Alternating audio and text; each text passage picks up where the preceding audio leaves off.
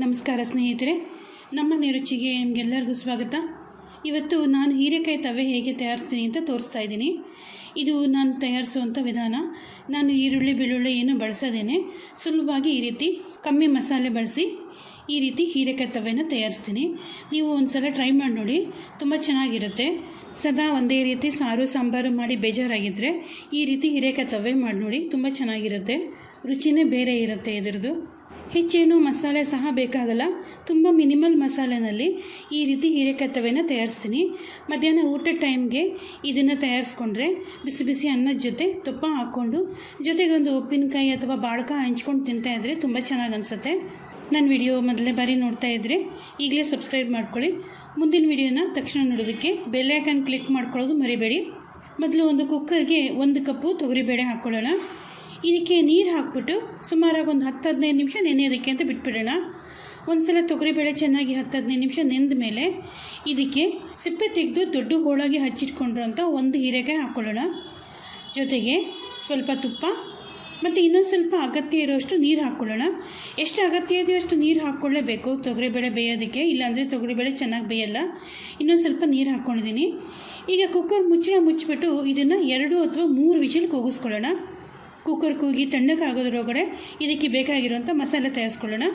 Mixie ಜಾರಿಗೆ ಒಂದು 1/4 ಚಿಕ್ಕ ಚಮಚ ಅಷ್ಟು ಹಿಂಗೆ ಹಾಕ್ಕೋತಾ ಇದ್ದೀನಿ. ಹಿಂಗೆ ಹಾಕ್ಕೊಂಡ್ಮೇಲೆ ಒಂದು ಚಿಕ್ಕ ಚಮಚ ಜೀರಿಗೆ ಹಾಕ್ಕೊಳ್ಳೋಣ. ಅದ್ರ ಜೊತೆಗೆ ಅರ್ಧ ಚಿಕ್ಕ ಚಮಚ ಅರಿಶಿನ ಹಾಕ್ಕೊಳ್ಳೋಣ.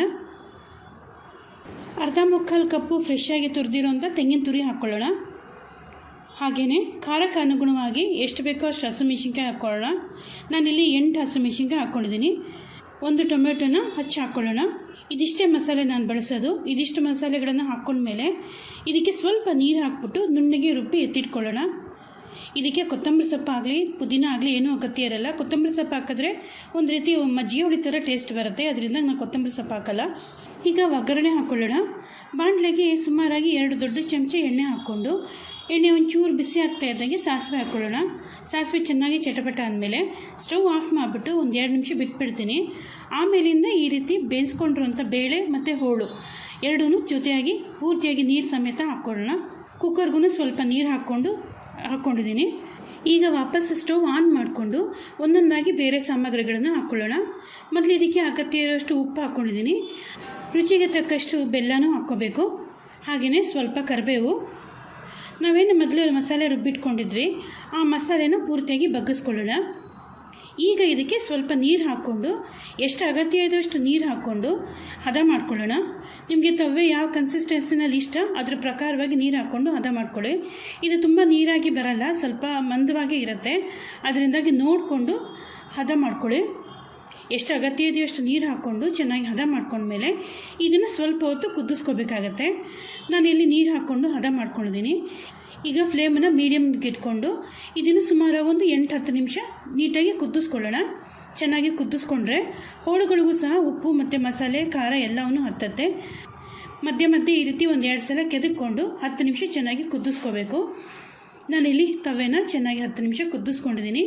ಈಗ ಒಂದು ಸ್ವಲ್ಪ ಚೆನ್ನಾಗಿ ಕುದ್ದ ಮೇಲೆ ಇದು ಒಂಚೂರು ಟೇಸ್ಟ್ ನೋಡಿಬಿಟ್ಟು ಇನ್ನೂ ಸ್ವಲ್ಪ ನೀರು, ಇನ್ನೂ ಸ್ವಲ್ಪ ಉಪ್ಪು ಅಥವಾ ಇನ್ನೂ ಸ್ವಲ್ಪ ಗಟ್ಟಿ ಅಂತ ಅನಿಸ್ತಾ ಇದ್ದರೆ ನೀರು ಎಲ್ಲ ಸೇರಿಸ್ಕೊಂಡು ಹದ ಮಾಡ್ಕೋಬೋದು. ನೋಡಿ, ನಾನಿಲ್ಲಿ ತವೆನ ಚೆನ್ನಾಗಿ ಕುದಿಸ್ಕೊಂಡಿದ್ದೀನಿ. ಈಗ ಬಿಸಿ ಬಿಸಿ ತವೆ ತಯಾರಾಗಿದೆ. ಇದನ್ನು ನೀವು ಬಿಸಿ ಅನ್ನದ ಜೊತೆ ತಿನ್ಬೋದು, ಇದನ್ನು ಚಪಾತಿ ಜೊತೆ ಸಹ ತಿನ್ಬೋದು. ತುಂಬ ಚೆನ್ನಾಗಿರುತ್ತೆ. ಚಪಾತಿ ಜೊತೆನೂ ಚೆನ್ನಾಗಿ ಹೊಂದ್ಕೊಳುತ್ತೆ. ತುಂಬ ಜಾಸ್ತಿ ಮಸಾಲೆ ಇಲ್ಲದೆ ಇರೋದ್ರಿಂದ ಚೆನ್ನಾಗಿರುತ್ತೆ. ತುಂಬ ವಿಭಿನ್ನವಾಗಿ ಟೇಸ್ಟ್ ಇರುತ್ತೆ.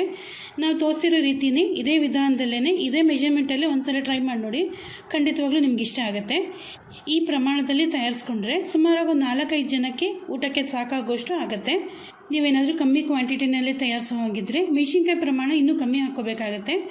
ಬೇಳೆನೂ ಸಹ ಕಮ್ಮಿ ಹಾಕ್ಕೋಬೇಕಾಗತ್ತೆ. ಮಿಕ್ಕಿದ ಮಸಾಲೆ ಎಲ್ಲವನ್ನು ಸ್ವಲ್ಪ ಹೆಚ್ಚು ಕಮ್ಮಿ ಹಾಕ್ಕೋಬೋದು, ಚೆನ್ನಾಗಿರುತ್ತೆ, ಏನು ತೊಂದರೆ ಇಲ್ಲ. ನೋಡಿದ್ರಲ್ಲ ಹೀರೆಕಾಯಿ ತವೆ ನಾನು ಹೇಗೆ ತಯಾರಿಸ್ತೀನಿ ಅಂತ. ಇದು ತಯಾರಿಸೋದು ತುಂಬ ಸುಲಭ, ಟೇಸ್ಟಲ್ಲಂತೂ ತುಂಬಾ ಚೆನ್ನಾಗಿರುತ್ತೆ. ಬಿಸಿ ಬಿಸಿ ಅನ್ನಕ್ಕೆ ತುಪ್ಪ ಹಾಕ್ಕೊಂಡು ಜೊತೆಗೆ ಉಪ್ಪಿನಕಾಯಿ ಅಥವಾ ಬಾಳ್ಕಾಯಿ ಇದ್ರಂತೂ ತುಂಬಾ ಚೆನ್ನಾಗಿರುತ್ತೆ. ನೀವು ಒಂದ್ಸಲ ಇದೇ ರೀತಿ ಇದೇ ವಿಧಾನದಲ್ಲಿ ಟ್ರೈ ಮಾಡಿ ನೋಡಿ. ಹೇಗೆ ಅನ್ನಿಸ್ತು ಅಂತ ನನಗೆ ಕೆಳಗಡೆ ಕಾಮೆಂಟ್ ಮಾಡಿ ತಿಳಿಸೋದನ್ನು ಮಾತ್ರ ಮರಿಬೇಡಿ. ನಾನು ಈಗಾಗಲೇ ಸುಮಾರು ವಿಧಾನದಲ್ಲಿ ಸಾಂಬಾರು ತಯಾರಿಸೋದನ್ನು ತೋರಿಸಿದ್ದೀನಿ. ಫ್ರೆಶ್ ಆಗಿ ಮಸಾಲೆ ತಯಾರಿಸ್ಕೊಂಡು ಸಾಂಬಾರು ತಯಾರಿಸೋದನ್ನು ತೋರಿಸಿದ್ದೀನಿ. ಮಜ್ಜಿಗೆ ರೆಸಿಪಿ ತೋರಿಸಿದ್ದೀನಿ. ಆ ರೆಸಿಪಿಗಳ ಪ್ಲೇಲಿಸ್ಟು ವಿಡಿಯೋ ಕೊನೆಯಲ್ಲಿ ಹಾಕಿರ್ತೀನಿ. ನಿಮ್ಗೆ ಇಷ್ಟವಾದದ್ದನ್ನು ನೋಡಿ ಟ್ರೈ ಮಾಡಿ ಹೇಗೆ ಅನ್ನಿಸ್ತು ಅಂತ ನನಗೆ ಕಾಮೆಂಟ್ ಮಾಡಿ ತಿಳಿಸಿ. ನನ್ನ ವಿಡಿಯೋ ಇಷ್ಟ ಆಗಿದ್ದರೆ ಲೈಕ್ ಮಾಡಿ, ನಿಮ್ಮ ಫ್ರೆಂಡ್ಸ್ಗೆ ರಿಲೇಟಿವ್ಸ್ಗೆ ನನ್ನ ವಿಡಿಯೋನ ಶೇರ್ ಮಾಡಿ. ನನ್ನ ಚಾನಲ್ಗೆ ಸಬ್ಸ್ಕ್ರೈಬ್ ಮಾಡ್ಕೊಂಡಿಲ್ಲ ಅಂದರೆ ಈಗಲೇ ಸಬ್ಸ್ಕ್ರೈಬ್ ಮಾಡ್ಕೊಳ್ಳಿ. ಮುಂದಿನ ವಿಡಿಯೋಗಳಲ್ಲಿ ಭೇಟಿಯಾಗೋಣ. ನಮಸ್ಕಾರ.